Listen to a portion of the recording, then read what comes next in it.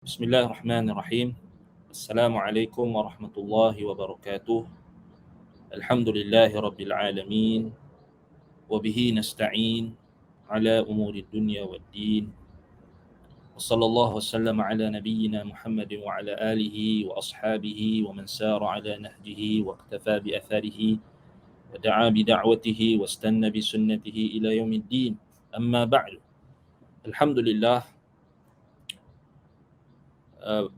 kita bersama-sama memanjatkan setinggi-tinggi kesyukuran kepada Allah Subhanahu wa taala kerana dengan nikmat dan izin limpahan kurniaan Allah Subhanahu wa taala kepada kita semua, kita masih lagi diberikan kesempatan untuk meneruskan pengajian Tazkiyatun Nafs dalam usaha untuk kita sama-sama menyucikan jiwa dan juga menyucikan hati nurani kita,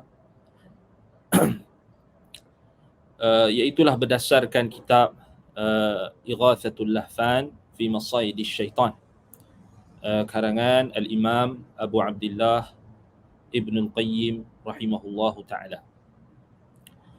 Baik, jadi masih lagi kita membicarakan berkenaan dengan fitnah terhadap kubur, nas-nas yang dihuraikan oleh muallif rahimahullahu ta'ala, dan beliau membawakan perkataan seorang ulama yang besar dan seorang ulama yang hebat di zamannya, iaitulah kata Imam Ibn Qayyim di sini, wa ra'aitu li Abil Wafa Ibn Aqil fi dhalika faslan hasanan fadzakartuhu bilafdhihi qala.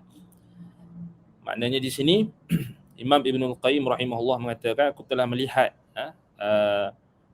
bagi Abil Wafa Ibn Aqil dalam isu ini, dalam topik ini, dalam topik kita kata membantah golongan yang fanatik terhadap kubur ini. Maknanya ada nas perkataan Al-Imam Abul Wafa Ibn Aqil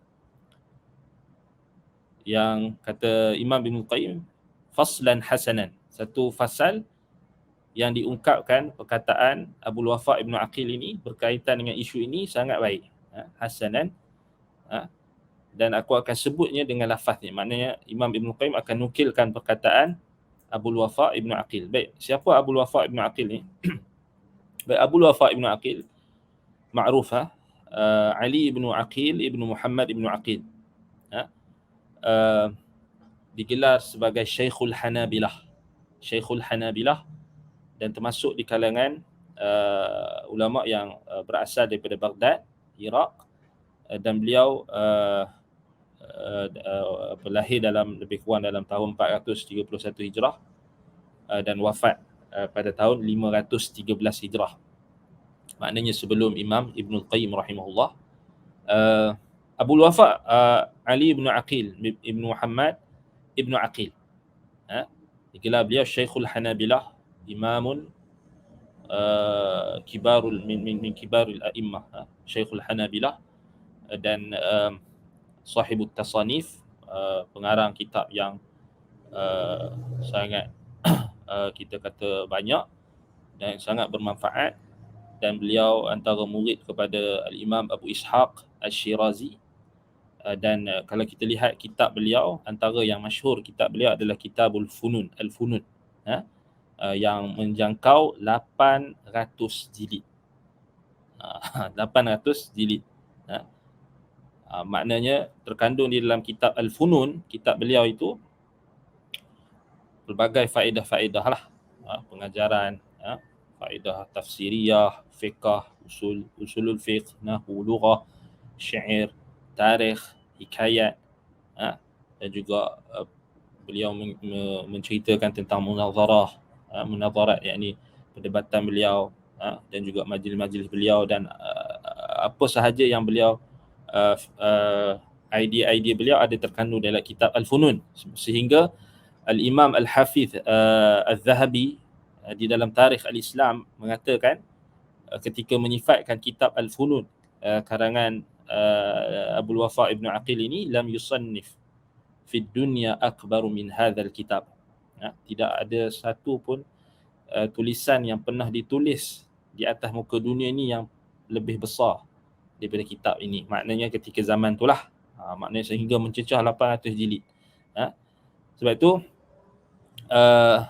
kata Haji Khalifah, iaitulah sahib Kashfiz Dhunun, ketika menyifatkan kitab Al-Funun karangan Abul Wafa Ibn Aqil, kata Haji Khalifah, kata beliau, Kitabul Funun li Ali ibn Aqil Al-Baghdadi Al-Mutawaffa sanata, disebutkan tarikh wafat beliau iaitu 513 Hijrah. Kata beliau, jama'a fihi azyad min 400 fan. Azyad min 400 fan. Maknanya menghimpunkan lebih 400 cabang ilmu. Fan min funun. Nama pun kitab Al-Funun. Maknanya ada 400 kita kata fan min fununil ilm. Seni daripada seni-seni ilmu. Maknanya ada 400. Bayangkan. Maknanya mencecah 800 jilid. Sebab itu dalam Zail Tabaqat Al-Hanabilah, Al-Imam Al-Hafiz Ibn Rajab Al-Hambali rahimahullah, beliau mengatakan ketika menyifatkan Ibn Aqil ni, akbaru tasanifihi Kitabul Funun. Yang paling besar sekali kitab beliau, kitab Al-Funun tu. Kata Ibn Rajab, wa huwa kitabun kabirun jiddan. Ianya adalah kitab yang sangat besar. Fihi fawaidun jalilatun kathirah. Terkandung di dalamnya faedah-faedah yang sangat banyak dan sangat besar dan sangat hebat. Fil wa'zi wal tafsiri wal fiqhi wal aslaini wal nahwi wal lughah wal syi'ri wal tarikh wal hikayat. Terkandung di dalamnya nasihat, pengajaran tafsir, isu fiqh, nahwu, lughah, syair, tarikh, sejarah, hikayat, yang beliau tulis. Baik, jadi itu berkenaan dengan Abul Wafa Ibn Aqil. Kalau kita tengok Imam Al-Zahabi ketika menyifatkan beliau, Al-Imam Al-Allamah Al-Bahru, lautan. Syekhul Hanabilah Abul Wafa Ali bin Aqil bin Muhammad bin Aqil bin Abdullah Al-Baghdadi Al-Zafiri Al-Hambali. Baik. Jadi apa kata beliau? Apa yang kita nak tengok Imam Ibn Qayyim rahimahullahu ta'ala menukilkan perkataan beliau tentang isu ini. Baik. Qala. Di sini maknanya Imam Ibn Qayyim dia nukilkan perkataan Abul Wafa tadi. Abul Wafa Ibn Aqil. Baik. Qala lamma sa'ubat takalif 'ala al-juhali wat-tughami aw at-taghami adilu 'an awda'i syar'i ila ta'zimi awda'in wada'uha li anfusihim fasahulat 'alaihim idh lam yadkhulu biha tahta amri ghairihim. Qala wa hum 'indi kuffarun bihadhihi al-awda' mithla ta'zim al-qubur wa ikramiha bima naha 'anhu syar' من إيقاد النيران وتقبيلها وتخليقها وخطاب الموتى بالحوائج وكتب الرقاع فيها يا مولاي افعل بي كذا وكذا وأخذ تربتها تبركا وإفاضة الطيب على القبور وإفاضة الطيب على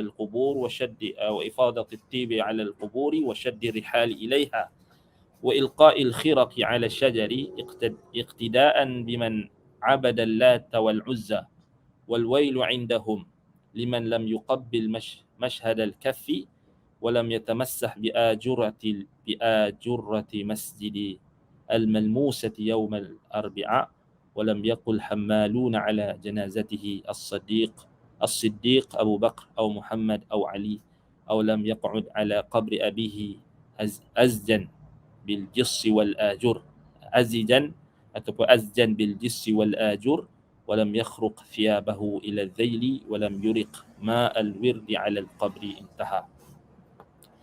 Baik, maksudnya di sini perkataan beliau.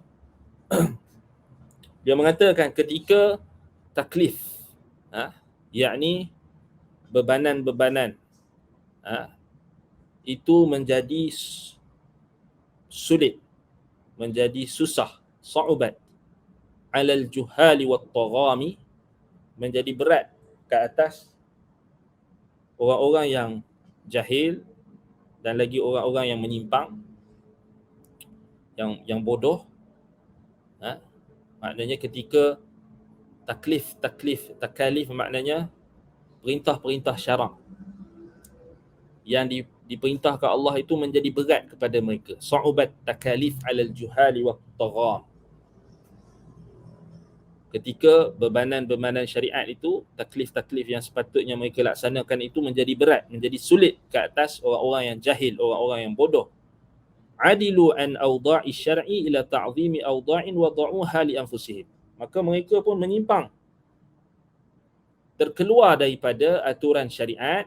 Awda'i syar'i maknanya aturan-aturan syariat, ketetapan-ketetapan syariat. Mereka pun menyimpang, mereka terkeluar daripada aturan syariat menuju kepada mengagungkan aturan-aturan yang mereka sendiri letakkan, yang mereka sendiri reka, dan mereka sendiri wada'uha li anfusihim, yang mereka sendiri meletakkan ataupun aturan ataupun peraturan yang mereka sendiri buat. Mereka buat untuk diri mereka sendiri. Wada'uha li anfusihim. Maknanya orang-orang jahil ni bila mereka rasa beban, berat nak buat benda-benda yang disyariatkan. Syariat suruh mereka pergi kerjakan haji, pergi umrah, solat di masjid, zakat, puasa bulan Ramadan. Semua perintah-perintah syarak, mereka merasa berat. Bila mereka merasa berat, mereka merasa sulit untuk melakukannya, maka mereka telah terkeluar. Maknanya mereka menyimpang. Adilu an awda'i syar'i ila ta'zimi awda'i wada'uha li anfusihim. Mereka menyimpang daripada aturan syariat dan mereka menuju kepada pengagungan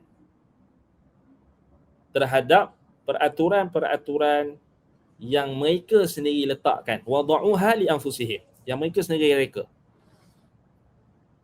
Yang mereka sendiri reka. Yang mereka sendiri cipta. Fasahulat alaihim. Maka apa yang mereka buat ataupun mereka cipta ataupun mereka meletakkan peraturan untuk diri mereka sendiri itu menjadi mudah. Sahulat alaihim, menjadi mudah. Kenapa? Idh lam yadkhulu biha tahta amri ghairihim. Kerana mereka tidak perlu mengikuti perintah selain perintah mereka sendiri. Maknanya bila mereka buat perkara-perkara yang tokok tambah dalam agama ni, jadi mudah kepada mereka. Sebab apa? Sebab mereka tak perlu ikut syariat. Idh lam yadkhulu biha tahta amri ghairihim, maknanya kerana tidak perlu mengikut perintah, melainkan perintah mereka sendiri. Nampak? Qala, kata Abul Wafa, wahum indi kuffarun bihadhil awda'. Mereka ini, menurutku, di sisiku, mereka ini kafir, kuffarun, disebabkan oleh aturan-aturan ataupun ketetapan-ketetapan yang mereka sendiri letakkan. Wahum indi kuffarun bihadhil awda'. Ini kata siapa? Kata al-Imam Abul Wafa Ibnu Aqil rahimahullahu taala, Syekhul Hanabilah, ketika menyifatkan golongan yang mereka cipta ataupun mengada-adakan peraturan sendiri yang menyamai syariat. Kata Imam Ibnu Aqil, Abul Wafa Ibnu Aqil, wahum indi kuffarun bihadhil awda'. Mereka di sisiku kuffar dengan al-awda', maknanya peraturan-peraturan yang mereka letakkan. Seperti apa? Mithlu ta'zimil quburi wa ikramiha. Seperti pengagungan terhadap kubur dan juga memuliakannya. Dalam sebahagian nuskah disebutkan wa ilzamiha. Kerana ataupun seperti apa bentuk perkara yang bagi Al-Imam Abdul Wafaq Ibn Aqil dah sampai tahap boleh jatuh kepada kekufuran apabila mereka mengagungkan kubur dan melaziminya ataupun memuliakannya, ikramiha bima naha anhu syar'i, bima naha anhu syar'i. Sedangkan apa yang mereka lakukan itu telah dilarang oleh syarak, bima naha anhu syara'. Kan? Ini kata Imam Abdul Wafaq Ibn Aqil.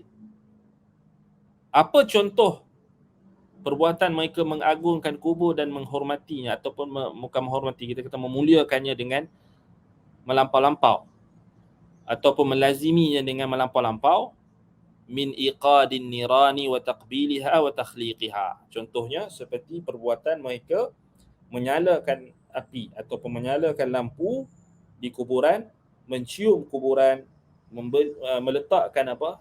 Meletakkan wa takhliqiha ni, takhliq ni maknanya meletakkan haruman ataupun wangian. Menyapukan ataupun meletakkan wangian pada kuburan. Wa khitabil mauta bil hawaij, yakni bercakap dengan orang yang sudah mati, yakni meminta, memohon hajat-hajat. Khitabul mauta bil hawaij, memohon hajat-hajat daripada orang yang sudah mati.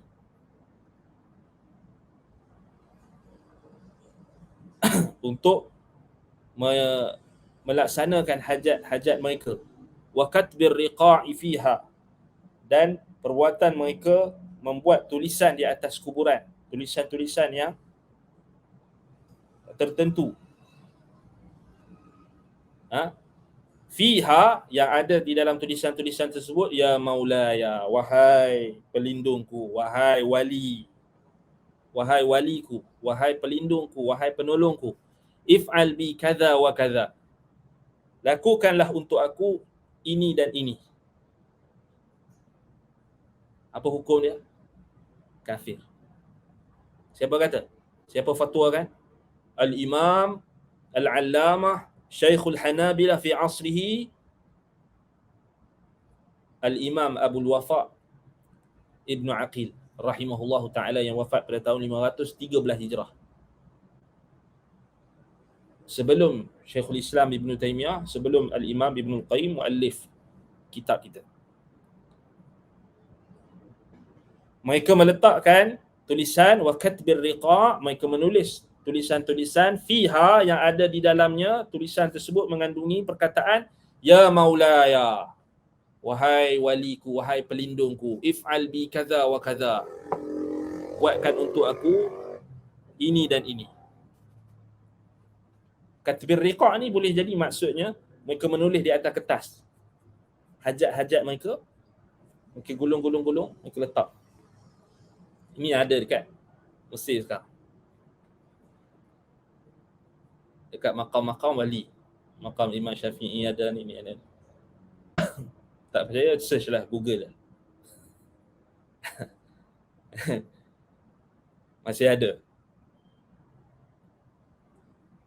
Dan dipertahankan oleh segelintir golongan yang Allah Ta'ala sesatkan mereka. Dan kita mohon Allah Subhanahu Wa Ta'ala melindungi kita semua daripada kesesatan. If'al bi kadza wa kadza, ya maulaya, ditulis riqa', ditulis atas kertas ke atas apa ke. Yang ni zaman Abdul Wafaq Ibn Aqil ni maknanya dah berlaku, dah ada. Maknanya ditulis di atas lembaran-lembaran, kemudian ditulis kat situ ya maulaya if'al bi kadza wa kadza, wahai waliku, wahai pelindungku, wahai fulan fulan alan, if'al bi kadza wa kadza, berikanlah aku sekian sekian sekian. Ini perbuatan kita kata syirik akbar, dan pelakunya terjerumus dalam kekufuran. Ini kata Imam Abdul Wafaq Ibn Aqil, wa hum kuffarun indi bi hadhihi al-awda'. Mereka kufar di sisiku. Baik. Wa akhadha turbataha tabarrukan. Mereka juga mengambil tanah kubur tersebut untuk bertabarruk. Tabarruk maknanya tabarraka ya tabarruku. Tabarrukan maknanya menganggap atau meyakini adanya keberkatan, adanya kebaikan yang berterusan melalui tanah yang mereka pegang, yang mereka ambil. Ni Anda pernah cerita kan sebelum ni, dalam kelas sebelum ni, di bucket kan, ada orang yang ambil tanah bucket tu masuk dalam plastik, nak bawa balik. Wa akhadha turbataha tabarrukan. Kerana mereka berkeyakinan tanah itu, tanah kubur wali mereka itu ada berkat. Wa idafati tibi 'ala al-qubur. Mereka menyapukan ataupun menumpahkan apa? Minyak wangi di atas kubur. Apa tujuan mereka letak minyak wangi dekat kubur? Tujuannya untuk menipu orang-orang yang jahil, menipu orang-orang yang lemah, menipu orang-orang yang dangkal akal di kalangan orang awam, untuk mereka mendakwa inilah karamah fulan, karamah wali fulan, karamah wali fulan, tengok kubur dia wangi. Padahal dia letak minyak wangi, memanglah wangi. Ya, Abdul Wafaq Ibn Aqil sebut, dah dia letak minyak wangi, mestilah wangi. Tapi tumpahkan minyak wangi, wangilah.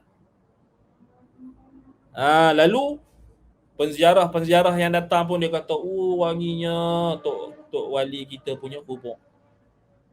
Padahal dia tak tahu penjaga kubur tu dah letak minyak wangi. Dia sama macam orang Kristian ni lah. Orang Kristian kan, siapa pernah tengok cerita orang Kristian ni, kalau kita baca dalam buku-buku macam mana mereka tipu orang-orang yang awam ni. Kan orang Kristian kan suka pergi tabaruk dekat kubur-kubur saint mereka kan. Kita sebut saint lah. Makam saint tu, saint ni kan, wali-wali mereka. Dan juga ada juga kisah yang dihikayatkan, antara tak salah oleh Al-Imam Samuel Al-Qurtubi ataupun Qurtuba ataupun seorang lagi ulama Nasrani, saya tak ingat nama dia, yang diceritakan dalam sebuah kitab dia, dalam salah satu kitab beliau, tak salah Ali bin Raban At-Tabari ataupun ada seorang lagi ulama yang dikarang kitab yang dijelaskan tentang penipuan-penipuan padri-padri di zaman beliau, iaitulah ketika mereka nak apa? Mereka nak baptis. Tahu baptis? Baptis ni maknanya kena pembaptisan ni dia kena kena rendam dalam air, ataupun dia kena masuk dalam air, atau dia kena celup dalam air. Macam-macam lah dia punya cara tu. Tetapi yang selalunya dia akan kena mandilah, maknanya dia kena rendamkan baptis. Diri dia tubuh dan jasadnya itu ke dalam air. Jadi ada satu kolam di dalam sebuah gereja. Jadi bila dah ramai orang-orang Kristian ni dah baptis dekat situ, yang datang jumpa padri nak masuk Kristian kena baptis.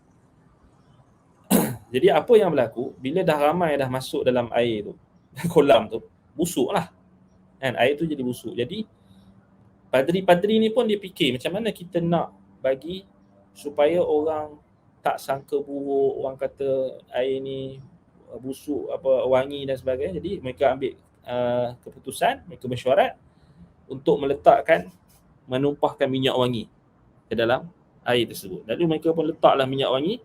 Kemudian orang yang awam, yang bodoh-bodoh ni yang datang, wanginya air ni, tengok ni kita wangi kan.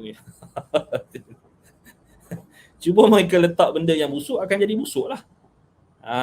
Jadi dekat situ salah seorang ulama dia bongkar kan macam mana penipuan. Jadi macam tu juga, sama macam sini. Abdul Wafaq Ibn Aqil kata, wa idafati tibi 'ala al-qubur.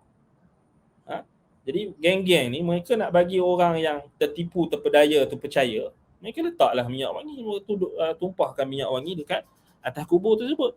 Jadi memanglah bau wangi.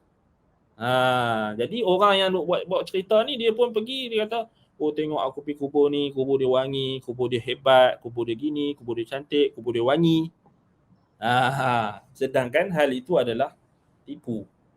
Daya syaitan, talbis iblis yang telah memperdayakan mereka melalui tentera-tenteranya di kalangan manusia. Jadi menipulah kan. Menipulah, bukan ada apa pun. Kan? Lepas tu bila sama juga macam dia hiaskan kubur kan. Dia hiaskan kubur tu.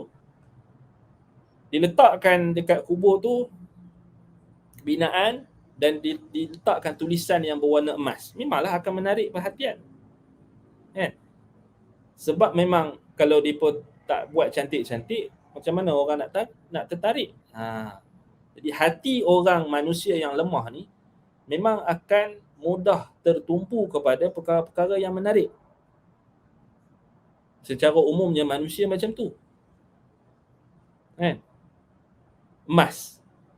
Kalau kita tengok emas, sifat semula jadi emas tu, warna dia, memang Allah Ta'ala jadikan memang dia menarik perhatian. Menarik perhatian. Kan? Sebab tu orang perempuan dia kalau tengok emas dia tak boleh sabar. Kan? Orang perempuan. Orang lelaki pun samalah. Kan? Jadi mereka meletakkan apa? Di makam-makam tu mereka menghias, letak bunga, kan? Bubuh minyak wangi, letak lampu. Ada yang sampai tahap apa, dia hias tu macam jadi macam bilik pengantin. Nak bagi tahu dekat mana, dekat India, dekat Pakistan, dekat Indonesia pun ada. Memanglah orang yang jahil akan terpedaya. Oh tengok ni hebatnya kubur dia. Kubur dia pun hebat, mesti orang dia hebat. Macam tu kan? Standard tu. Kubur dia hebat, mesti orang dia hebat. Macam tu. Maknanya orang awam yang jahil, yang mudah terikut dan sebagainya ni, itulah yang mereka akan cakap. Tengok aku pergi kubur dekat kubur fulan, kubur wali ni wangi. Aku pergi kubur tu, orang tu, tok imam tu tak wangi pun. Kubur wali ni wangi. Memanglah dah letak minyak wangi. Jadi ditipu kan, ditipu sebenarnya. Wasyaddir rihali ilaiha, dan bersusah payah untuk melakukan perjalanan pemusafiran untuk menuju ke kubur tersebut. Yalah, bila dah kubur tu ada, dia nampak kubur tu hebat dan sebagainya. Dan setiap kubur tu adalah syaitan yang akan jaga. Sama ada syaitan di kalangan jin ataupun syaitan di kalangan manusia. Syaitan di kalangan manusia ni dipanggil sadanah, yang penjaga kubur tu, penjaga makam tu. Jadi katakan apa dia? Sadanah. Jadi penjaga kubur ni pun dia tak lantik orang yang biasa-biasa, dia lantik orang-orang yang boleh memperdayakan orang yang penziarah yang datang. Dia akan cerita. Dia akan buat cerita. Pak cik ni dah jaga kubur ni lama. Berpuluh-puluh tahun pak cik jaga. Pak cik nak cerita macam-macam boleh. Kan dia buat cerita. Siapa? Iyalah, siapa pun boleh buat kan. Jadi buat cerita pak cik pernah mimpi wali ni datang gini. Pak cik pernah mimpi gini. Dia boleh buat cerita. Kan? Kalau nak buat cerita ni semua orang boleh buat cerita. Sebab apa? Untuk menarik penziarah. Dia buat cerita lah wali ni keluar daripada kubur, jaga dia macam pelik-pelik lah. Dia beritahu lah benda yang pelik-pelik. Sedangkan benda tu hanya rekaan. Ataupun syaitan yang menyerupai wali ataupun menyerupai lelaki yang dia dakwa wali tu, syaitan menyamar. Syaitan pun datang dalam bentuk seorang wali, pakai jubah ke, pakai serban ke, ada janggut panjang, nampak warak, nampak hebat. Syaitan pun datang dekat dia, wahai fulan, aku ni adalah pemilik, aku ni adalah sahibul kubur, aku datang ni nak bagi tahu kamu ni sebenarnya kamu akan diberikan syurga, bla bla bla bla. Dia akan buat cerita. Dan ini benda ni sebenarnya tak pelik, sebab itulah Syekhul Islam Ibn Taymiyah rahimahullah sebutkan dalam kitab-kitab beliau, antaranya Iqtida' Siratal Mustaqim dan kitab-kitab beliau yang lain, tentang setiap tempat yang yang berpaling daripada ajaran Allah, ajaran Ar-Rahman, tempat apa sahaja ataupun manusia itu sendiri yang berpaling daripada pengajaran Allah Ar-Rahman, maka Allah akan jadikan teman yang mendamping dirinya ataupun tempat itu satu syaitan yang akan menjadi teman rapatnya. Berdasarkan ayat Syekhul Islam Ibn Taimiyah rahimahullah istinbat daripada ayat dalam surah Taha ayat 1, 2, 24. Wa man a'rada an dhikri, atau maaf dalam surah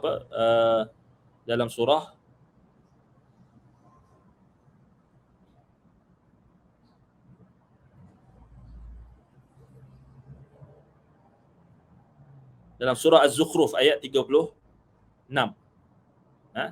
Wa man ya'shu an dhikri rahman nuqayyid lahu syaitanan fahuwa lahu qarin.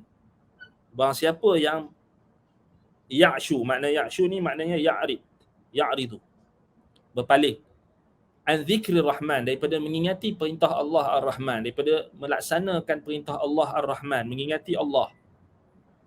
Nuqayyid lahu syaitanan, kami akan biarkan, nuqayyid maknanya naj'al lahu syaitanan, yaghwihi, kami akan jadikan baginya ada syaitan yang akan menyesatkannya, yaghwihi, fahuwa lahu qarin, maknanya dia akan menjadi teman rapat bagi syaitan tersebut, ataupun tempat yang dia berpaling daripada pengajaran Allah, tempat yang dia melakukan maksiat itu, akan Allah datangkan syaitan yang akan menyesatkan dia, yang akan menjadi teman dia. Maknanya betul. Maknanya ayat ni betul. Apa yang Syekhul Islam Ibn Taimiyah istinbatkan betul. Kerana banyak kita dengar cerita-cerita yang karut-marut ni, mereka mendakwa mereka jumpa wali dekat kubur, mereka dakwa jumpa wali dekat gua, mereka dakwa jumpa wali dekat hutan, mereka dakwa jumpa wali dekat dalam gua. Lalu mereka balik, mereka disesatkan oleh syaitan yang mereka jumpa tadi, yang mengaku dia wali ataupun mengaku nabi ke, tak kira, tak kisah. Ingat ayat ni. Wa man ya'shu an dzikri rahman nuqayyid lahu syaitanan fahuwa lahu qarin. Mana-mana tempat individu yang berpaling daripada perintah Allah Ar-Rahman, daripada ajaran Allah Ar-Rahman, maka Allah pasti akan datangkan syaitan. Nuqayyid lahu syaitan, naj'al lahu syaitanan. Allah akan adakan satu syaitan ataupun syaitan-syaitan yang ada yang akan menyesatkannya dan menjadi teman rapatnya. Fahuwa lahu qarin, maknanya syaitan itulah yang akan bagi dekat dia ilham, akan bagi dekat dia wahyu dan sebagainya. Yang dianggap benda tu sebagai wahyu, yang dianggap sebagai benda tu ilham, dianggap dia sebagai wali dan sebagainya, itulah yang berlaku. Setiap tempat yang ada maksiat, percanggahan, penyelisihan terhadap syariat Allah, pasti ada syaitan. Pegang ni. Maknanya kalau kata kubur yang diagungkan, kubur yang dihiaskan, yang dipasang lampu-lampu, sedangkan benda tu jelas bertentangan dengan perintah Nabi SAW, pengagungan, ta'zim terhadap kubur itu jelas bertentangan dengan perintah Nabi SAW yang diutuskan oleh Allah Subhanahu wa taala. Syariat Allah menentang perkara tersebut, maka pasti ada syaitan. Simple je kita nak faham. Mana-mana tempat yang ada maksiat, pasti ada syaitan yang memperhiaskan, yang menggalakkan. Yaghwihi, kata Al-Imam Ibn Jarir At-Tabari, naj'al lahu syaitanan yaghwihi fahuwa lahu qarin. Dan dia, syaitan tu akan berdamping, yang akan bagi semangat dekat dia. Buat ni, kita ni, inilah cara kita nak dapat keberkatan daripada wali-wali. Inilah cara kita nak dekat dengan Allah, dekat dengan kubur wali-walinya. Tuan-tuan dan puan-puan yang dirahmati Allah sekalian, bila kita sebut tentang isu ini, dalil ni daripada Quran. Ulama-ulama kita mereka istinbat daripada ayat-ayat Quran. Bukan mereka hanya memberi pendapat semata-mata. Sebab itu kaedah penting. Siapa yang buat maksiat pasti ada yang dia tak bertaubat, yang dia berterusan dengan maksiat dia, dia sendiri akan didatangi syaitan. Syaitan akan berdamping dengan dia. Kalau dia melibatkan tempat, maka syaitan akan ada menjaga tempat tersebut. Fahuwa lahu qarin. Yang tak berpisah daripada tempat tersebut. Sebab itu memang kita tak hairan bila kita dengar kan orang kata dekat kubur sekian, kubur tu berhantu lah, kubur ni ada makhluk halus lah, gini-gini. Memang boleh jadi ada, tapi bukan hantu, bukan makhluk halus ke, bukan hantu ke, bukan pocong ke apa, tetapi apa, kadang-kadang jin yang nak menyesatkan manusia, syaitan yang nak menyesatkan manusia. Sebab Allah kata dah, fahuwa lahu qarin. Itu dia takut tu. Dia takut lah. Dia kata kalau kita tak pergi dia dah pergi sekali kan. Ada yang setengah tu dia dah pergi sekali kat kubur tu. Kemudian tiba-tiba dia macam tak mau pergi. Bila dia tak pergi tu, syaitan tu datang. Kacau dia. Kacau dalam tidur dia. Kacau tu maksudnya datang dalam bentuk yang cantik, indah. Datang wali. Datang dalam rupa wali kan. Dia bodoh, dia tengok tu dia percaya. Wahai anakku, dia kata, wahai fulan, akulah wali yang kamu ziarah. Dia kata, kenapa kamu tak ziarah aku lagi? Aku sangat merinduimu. Dia buatlah macam-macam. Cara untuk menggoda tu banyak. Si jahil, si ahmaq yang dangkal akalnya ini, dia pun percaya. Aku tak pergi ziarah. Tahun ni aku tak pergi ziarah kubur wali sekian, musibah. Dia pun percaya, dia pun pergi lagi. Wa man ya'shu an dzikrir rahman nuqayyid lahu syaitanan fahuwa lahu qarin. Allah dah kata dah, siapa yang tak ikut, siapa yang berpaling daripada Allah Ar-Rahman, daripada perintah Allah, daripada syariat Allah, maka Allah akan jadikan baginya itu ada qarin yang akan menyesatkannya, yang akan memperhiaskan kesesatan dan kebatilan, kesyirikan, kekufuran dengan indah. Itu yang dia apa? Dia takut tu. Tu yang dia takut. Bila dia takut tu yang dia wasiatkan kat anak dia, kena jaga kubur ni, kena jaga makam ni. Kalau kita tak buat gini, nanti wali ni akan mengamuk. Wali tu mengamuk pula, dia kata. Bukan wali yang mengamuk, syaitan tu. Jadi dia percaya dekat syaitan tu. Syaitan tu menyamar jadi wali. Kan kita dah baca ayat sebelum ni dalam Al-Quran, Allah Ta'ala sebut tentang malaikat yang jin mengaku mereka sebagai malaikat. Betul tak? Yang ini apa? Apa dia apa dia dalam ayat apa? Dalam ayat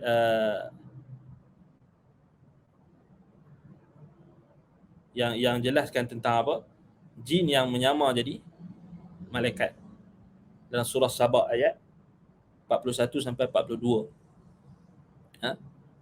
Iaitulah apa?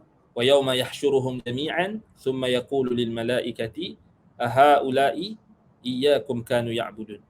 Pada hari yang dihimpunkan seluruh manusia. Dan sebahagian tafsir kata hari dihimpunkan seluruh orang-orang kafir, kesemuanya. Thumma yaqulu lil malaikati. Kemudian Allah Ta'ala berfirman kepada malaikat, para malaikat. Allah kata dekat para malaikat di hadapan orang-orang kafir, ahaula'i iyyakum kanu ya'budun. Adakah kamukah yang mendakwa, kamukah yang apa dia, yang mendakwa ataupun yang menyuruh mereka itu menyembah kamu, wahai malaikat. Orang musyrikin sembah malaikat. Jadi Allah Ta'ala nak tegakkan hujah di hadapan mereka. Allah kata depan malaikat, Allah tanya, ahaula'i kanu ya'budun iyyakum ya'budun. Adakah kamu malaikat yang menyuruh manusia itu menyembah kamu? Apa kata malaikat? Qalu subhanak. Kata para malaikat, Maha sucimu ya Allah, anta waliyuna. Engkaulah wali kami, engkaulah pelindung kami, engkaulah Tuhan kami, min dunihim, bukan mereka. Bal kanu ya'buduna al-jinna. Bahkan mereka itu, orang-orang musyrik itu, orang-orang kafir itu, mereka menyembah jin. Aktsaruhum bihim mu'minun. Mereka menyembah jin pada hakikatnya, dan majoriti di kalangan mereka itu, Allah kata aktsaruhum, malaikat kata sini aktsaruhum, yang paling ramai di kalangan mereka itu bihim mu'minun, mempercayai jin-jin yang mendakwa mereka malaikat. Ini Quran sebut, Allah Ta'ala sebut jelas, malaikat sebut di hadapan Allah. Maknanya apa? Jin-jin, syaitan di kalangan jin itu mengaku mereka malaikat. Apa yang menghalang mereka untuk tak boleh mengaku mereka wali? Fikir sikit. Kita sebagai seorang Muslim kena fikir. Tadabbur ayat ni. Kalau jin, syaitan di kalangan jin boleh mengaku mereka sebagai malaikat, sehingga Allah sebut dekat para malaikat, ahaulai iyyakum kanu ya'budun. Mereka itukah yang kamu suruh mereka menyembah kamu? Kata malaikat, subhanak anta waliyuna min dunihim bal kanu ya'budun al-jinna. Mereka sebenarnya bukan sembah kami, mereka sembah jin-jin. Mereka sembah jin yang mengaku sebagai malaikat. Aktsaruhum bihim mu'minun. Majoriti di kalangan manusia yang syirik itu percaya kepada jin. Percaya kepada jin. Percaya kepada jin adalah punca kesyirikan. Jadi hati-hati ni duk dengar cerita jin, cerita ustaz ni jumpa jin, berdialog dengan jin, jangan percaya. Walaupun dia buat video dekat YouTube, kononnya dia bercakap dengan jin, jangan mudah percaya. Kadang-kadang lakonan yang jenis-jenis perawat-perawat yang dia pun nak cari makan, senang cerita. Dia pun nak cari views, nak supaya orang tertumpu kepada mereka, fulus. Nak supaya orang bergantung dengan mereka. Jangan percaya. Kan ada orang share, betul ke ni ustaz? Tunjuk. Dia buat apa, jurus jurus, kononnya jurus apa, bakar jin lah, benda lah, ruqyah kemudian meracau lah. Jangan mudah percaya. Kebanyakannya tipu, kebanyakannya bohong. Sama ada dia penipu, hak yang ustaz tu kaki tipu, ataupun dia ditipu oleh jin dan syaitan tu. Mudah je. Tapi banyak sangat kan sekarang ni orang buat ni, buat video ni, buat ni. Jangan mudah percaya. Kena dakwa, dialog dengan jin lah apa, kadang-kadang berlakon. Berlakon. Sekarang ni zaman orang pandai berlakon. Banyak sangat pembohongan, pendustaan. Itu banyak dah sekarang ni, tumbuh bak cendawan. Tumbuh lepas hujan. Disebabkan kejahilan segelintir masyarakat, maka mereka berjaya mengeksploitasi kejahilan masyarakat. Jadi kita kena sedarkan masyarakat. Jangan percayalah, jangan mudah percayalah orang yang duk dakwa. Sebab Allah, Quran dah cakap dah, Allah dah kata dah, malaikat sebut depan Allah, bal kanu ya'budunal jinna aktsaruhum bihim mu'minun. Mereka ramai manusia ni percaya sangat dekat jin sampai depa kena tipu dengan jin.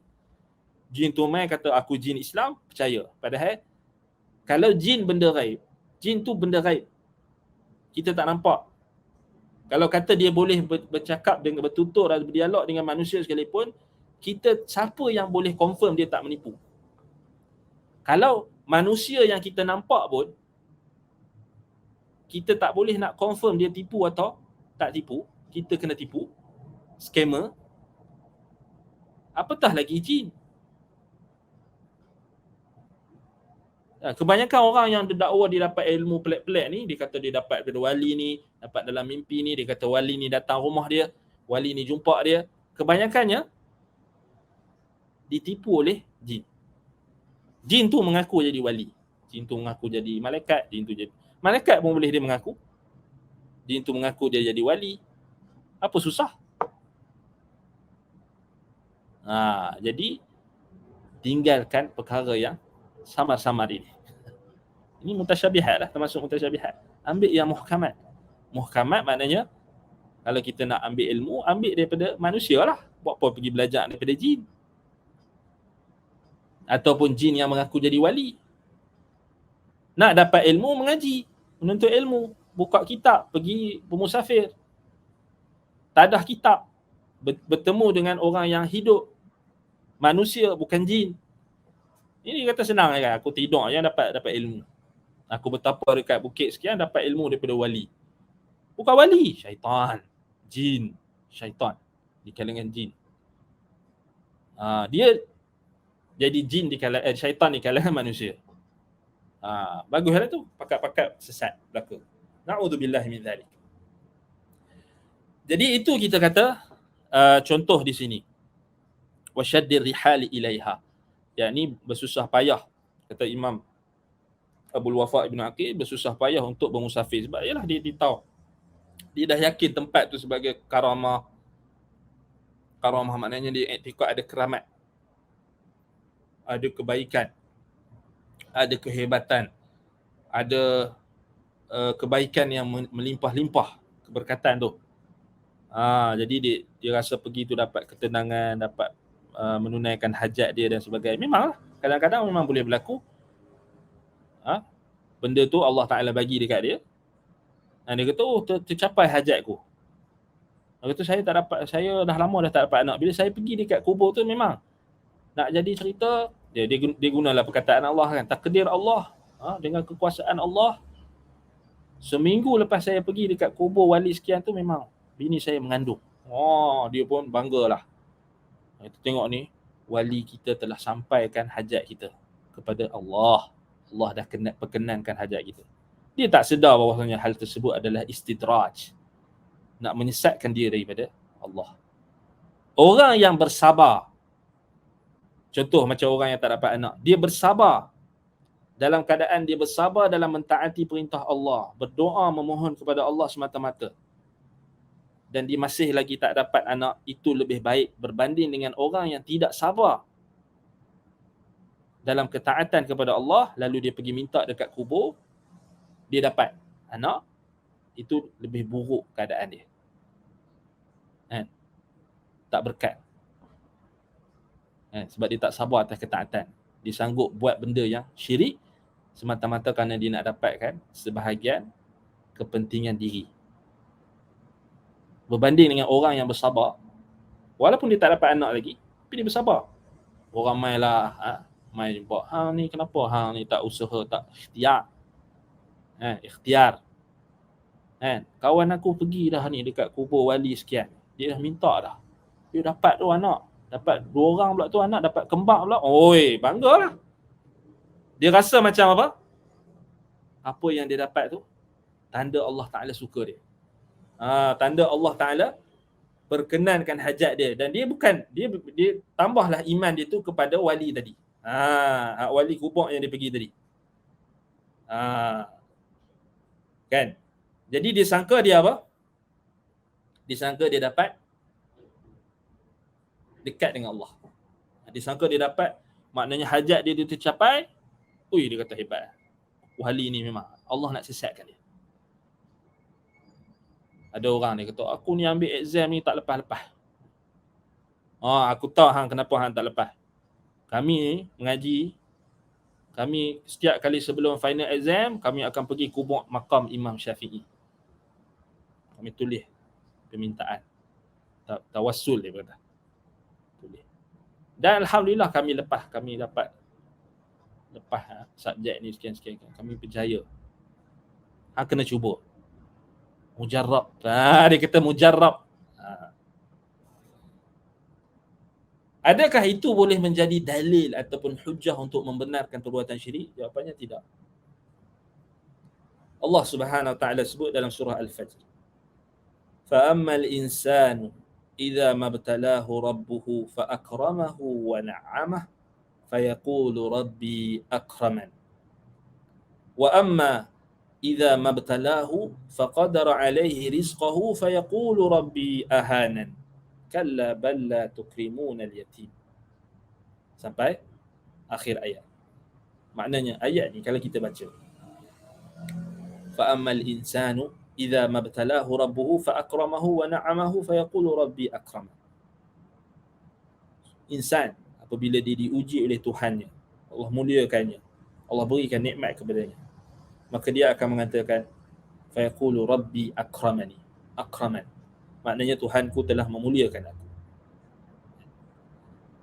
Wa amma idza mabtalahu faqadara alaihi rizqahu. Adapun apabila Allah Subhanahu wa taala mengujinya dengan kefakiran, kesusahan, faqadara alaihi rizqahu, disempitkan kepadanya rezekinya, dayyaqa alaihi rizqahu, tak dapat banyak harta benda pun, tak jadi kaya, Allah sempitkan sedikit rezekinya, maka dia akan mengeluh, dia kata apa? Fa yaqulu rabbi ahanan.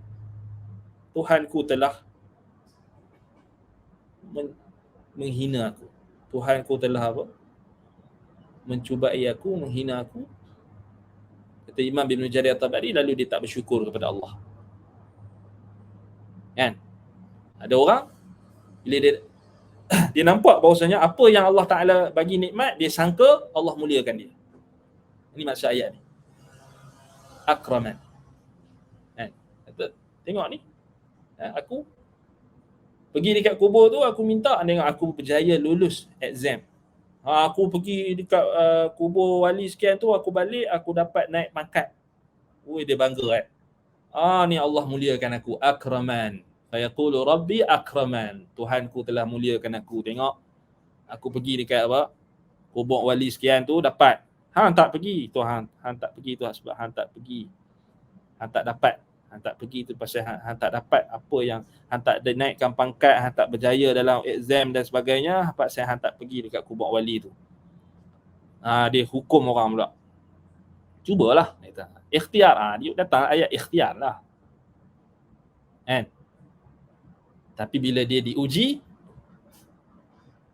faqadara alaihi rizqahu, disempitkan rezekinya, tak dapat, fa yaqulu rabbi ahanan. Tuhanku telah menghina aku. Jadi dia ungkit pula dan tak bersyukur. Dia ingat itu tanda Allah sayang, Allah bagi dekat seseorang tu, dia ingat itulah tanda Allah sayang. Bila Allah tak bagi, itulah tanda Allah tak sayang. Salah. Bukan macam tu. Bukan macam tu. Orang beriman, apabila Allah uji, maka dia tetap bersabar. Apabila diberi nikmat, dia bersyukur. Apabila dia berdosa, maka dia beristighfar. Apabila diuji, dia bersabar. Apabila dia diberi nikmat, dia bersyukur. Apabila dia berdosa, melakukan dosa, kesalahan, maka dia cepat-cepat beristighfar dan bertaubat kepada Allah. Itulah kunci kebahagiaan. Dia bukan tengok Allah uji, Allah tak sayang aku. Allah uji, Allah benci aku. Allah uji, Allah hina aku. Bila dapat nikmat, tengok Allah sayang aku. Jadi kaya, Allah sayang. Tak semestinya kamu jadi kaya, kamu dapat apa yang kamu nak tu, Allah sayang kamu. Tak. Boleh jadi Allah nak sesatkan kamu, boleh jadi Allah nak uji kamu, boleh jadi Allah nak apa? Jauhkan lagi kamu daripadanya. Itu yang jadi tu. Mereka jadi yakin. Kita tengok. Kita pergi minta dapat. Apa ni tak pergi, tak hormat wali. Apa tak dapat. Dia pelekeh pula orang yang tauhidkan Allah. Padahal orang yang tauhidkan Allah itulah yang mulia. Kan? Wa ilqa'il khiraqi 'ala asy-syajari, wa ilqa'il khiraqa 'ala asy-syajari. Mereka membaling ataupun mencampakkan apa? Khiraq ni maknanya kain-kain. Apa dia kita kata? Kain-kain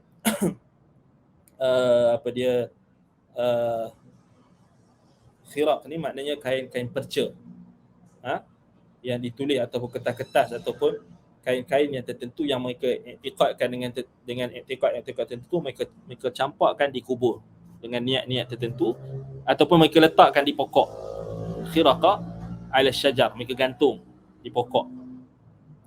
Iqtidaan biman 'abada Lat wal Uzza. Yang mereka mengikuti, mencontohi siapa? Mencontohi orang-orang saleh ke? Mencontohi orang-orang beriman ke? Tidak.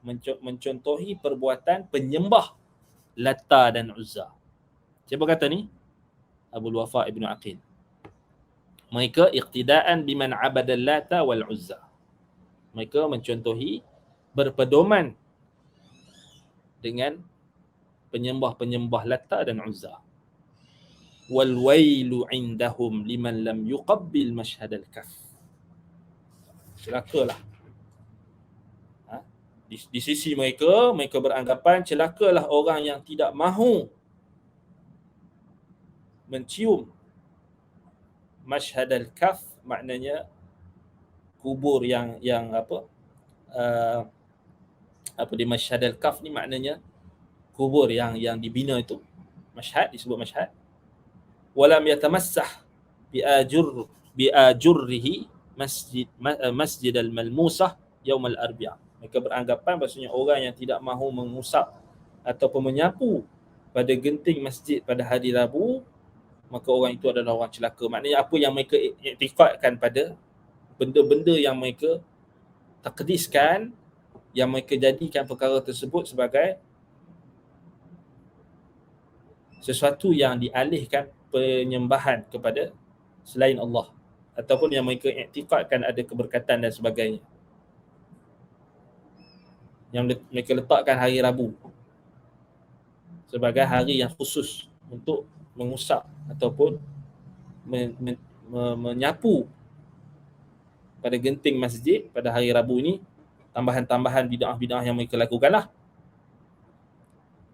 Atau mereka beranggapan bahawasanya celaka jugalah orang yang memikul jenazah tanpa mengatakan As-Siddiq, Abu Bakar, Muhammad atau Ali.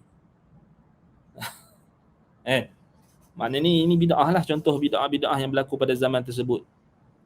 Mereka kata celakalah orang yang tak kata waktu tengah pikul jenazah tu, dia tak kata As-Siddiq, Abu Bakar, Muhammad atau dia kata Ali. Maknanya kena sebut nama-nama tu. Kan? Macam kita tapak kan. Tapak tu kan sebut Al-Fatihah tu kan. Atau satu tapak satu awak. Macam itulah, tapi yang ni disebut nama-nama tu. As-Siddiq, Abu Bakar, Muhammad atau Ali. Aw lam yaq'ud ala qabri abihi azijan bil jissi wal ajur. Ataupun celakalah bagi orang yang tidak duduk di atas kubur bapaknya, kubur ayahnya sendiri. Yang diletakkan kubur itu disemenkan dan diletakkan batu bata. Dan celakalah juga orang yang tidak merobek pakaiannya sehingga ke bawah. Ini orang Syiah. Dia kena robekkan pakaian dia, menunjukkan kesedihan, ratapan. Bagi orang-orang yang buat bid'ah tadi, mereka kata tu celaka orang yang tak buat macam tu. Celaka pula orang yang tak buat macam tu. Maknanya orang yang buat dia akan dapat kebaikan. Dan celaka jugalah orang yang tidak menyiramkan air mawar. Yang ni air mawar, bunga ke kuburan. Maknanya jadi wajib. Mesti. Kalau dia tak bawa air mawar tu, air yang ada bunga tu untuk siram kat kubur, dia ni anak yang tak kenal jasa, ataupun bukan anak tu, berdosa dia sebab dia tak buat benda yang sepatutnya bagi mereka. Sedangkan benda tu tak sunnah pun. Tapi bagi mereka, siapa tak buat, pelik ni. Tak sayang kat adik-beradik hang ke, tak sayang kat ayah hang ke, tak siram kubur tu dengan air mawar, kena. Dia pun pergilah suruh beli air bunga apa semua. Sampai ada yang satu tahap tu, ada yang dia kata saya tak jumpa air saya tak jumpa bunga mawar atau bunga-bunga yang ada ni, saya tak jumpa, kedai semua tutup. Tapi yang ada kedai India tu, satu kedai Hindu tu jual bunga. Saya pergi beli dekat kedai India tu. Allah. Sampai tahap tu ada. Itu yang zaman sekarang. Tapi tak ada kot zaman sekarang tu kan. Tapi dikisahkan memang ada. Ada yang berlaku sampai tahap tu pasal dia ingat benda tu wajib. Ni tempat yang kita kata memang teruk sangat kalau sampai tahap tu. Bagi dia tak boleh. Mesti kena siram. Padahal yang dibahaskan oleh ulama, yang letak air itu sebenarnya tujuannya adalah untuk apa? Untuk mengukuhkan tanah yang ada tanah yang apa kita kata yang mungkin dia tanah yang tak kukuh dan sebagainya, jadi kena letak air, itu saja. Diharuskan letak air tu, siram air tu dengan tujuan yang tertentu. Dia ada tujuan dia, bukannya jadi ritual mesti kena letak air pula air bunga kan. Mesti kena letak air bunga. Tak semestinya. Dan benda tu tak sunnah pun. Tak sunnah pun. Tapi orang-orang macam ni dia jadikan benda tu wajib. Kalau tak buat maknanya orang tu celaka. Sampai tahap tu lah. Wallahul musta'an. Intaha. Siapa kata ni? Ini kalam perkataan Al-Imam Abul Wafa' Ibnu Aqil rahimahullahu ta'ala, yang dinukilkan oleh muallif kita. Wa man jama'a baina sunnati Rasulillah sallallahu alaihi wasallam fil qubur. Ini maknanya perkataan intaha maknanya selesailah perkataan Abul Wafa' Ibnu Aqil tadi. Jadi kat sini perkataan balik kembali pada perkataan muallif Imam Ibn Qayyim rahimahullah, wa man jama'a baina sunnati Rasulillah sallallahu alaihi wasallam fil qubur wa ma amara bihi wa naha anhu wa ma kana alaihi ashabuhu wa bainama alaihi aktsarun nasi al-yawm ra'a ahadahuma mudaddan lil akhar munaqidan lahu bihaitsu la yajtami'ani abada. Barang siapa yang menghimpunkan antara sunnah Rasulullah SAW di kubur dan apa yang diperintahkannya dan apa yang dilarang dan ditegah dan apa yang dilaksanakan dipraktikkan oleh para sahabatnya, dan mereka menghimpunkan antara apa yang dilakukan oleh ramai manusia pada hari ini, maka mereka akan dapati adanya pertentangan, mudaddan lil akhar, maknanya adanya kontradik, munaqidan lahu, yang bertentangan, bihaitsu la yajtami'ani abada, ya, iaitulah apa, yang mana hal tersebut tidak mungkin akan berhimpun antara sunnah dan bid'ah selama-lamanya. Baik. Jadi kebetulan tu ana syorkan kalau tuan-tuan dan puan-puan yang rahmati Allah sekalian, kalau ada kesempatan untuk mendapatkan buku Talkhis Ahkamil Janaiz, iaitulah ringkasan hukum hakam berkaitan dengan jenazah, Talkhis Ahkamil Janaiz, iaitulah karangan Syekh Muhammad Nasiruddin Al-Albani rahimahullah, yang diterjemahkan oleh Al-Fadil Ustaz Azhari Murad waffaqahullah. Jadi buku ni kalau siapa rajin, dia boleh dapatkan untuk tahulah perbahasan tentang apa yang dikira sebagai perkara-perkara yang muhdatsatil umur, yang dilakukan ketika kita kata berkaitan hukum hakam berkaitan dengan jenazah, termasuklah di kubur. Buku ni sangat baiklah kerana dia diringkaskan dan diterjemahkan ke dalam bahasa Melayu oleh Al-Fadil Ustaz kita lah, Ustaz Azhari. Ustaz Azhari kan. Mungkin dia tak Ustaz Azhari dia tak promote buku dia, mungkin dia segan, jadi kita tolong promote buku dia ni. Jadi beliau dah terjemahkan. Jadi boleh carilah type lah dekat Shopee ke, dekat Google ke, dekat mana, dekat Facebook ke apa ke. Diterbitkan oleh Pustaka Ilmu Salaf karya PIS. Buku yang latest lah, buku yang antara yang terbaru jugalah dalam tahun ni juga, diterjemahkan oleh Ustaz Azhari. Jadi ni untuk dapatkan maknanya ilmu yang banyaklah berkait dengan apa larangan-larangan yang dilarang oleh Nabi SAW di kubur. Ada perkara-perkara kan.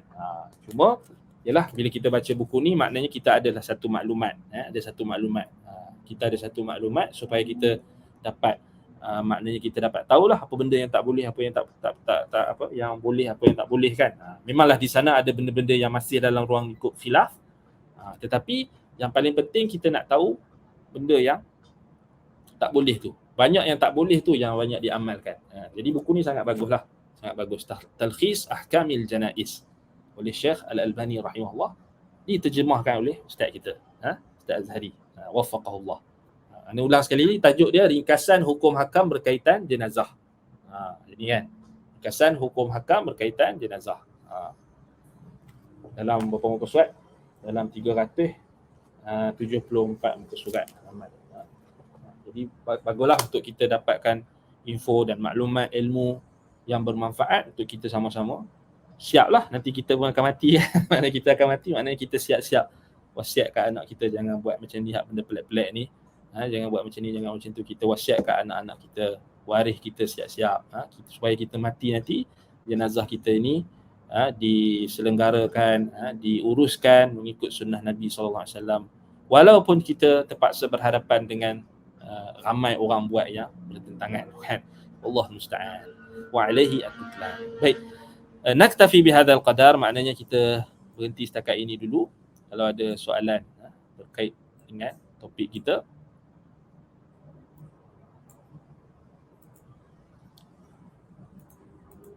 Baik, tak ada soalan. Baik, jadi ana rasa cukup setakat itu. InsyaAllah kita akan sambung lagi. Maknanya kita sambung dekat perkataan Imam Ibn Qayyim, fanaha Rasulullah SAW anis salati ilal qubur wa haula'i yusalluna indaha. Maknanya Ibn Qayyim akan beritahu apa yang Nabi larang, mereka akan buat.